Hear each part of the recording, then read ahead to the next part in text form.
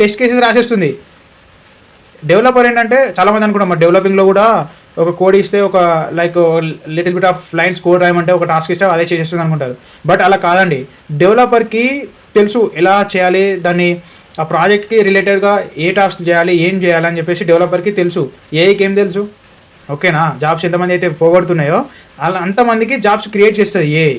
So AI use చేసుకొని developer అనేవాడు కొంచెం వర్క్ తక్కువ అవుతుంది అనుకుంటారు, కానీ ఏఐ వల్ల యూజ్లెస్ అని నాకు అడిగితే. ఎందుకంటే ఎప్పుడైతే డెవలపర్ ఏఐ యూజ్ చేసి ఆర్టిఫిషియల్ ఇంటెలిజెన్స్ యూజ్ చేసి వాళ్ళు డెవలప్ చేశారనుకోండి, వాళ్ళు థింక్ చేయడం ఆపేస్తారు. థింక్ చేయడం ఆపేయడం వల్ల ఏమవుతుంది, వాళ్ళ నాలెడ్జ్ పోతుంది. డైలీ వాళ్ళ నాలెడ్జ్ పోతుంది.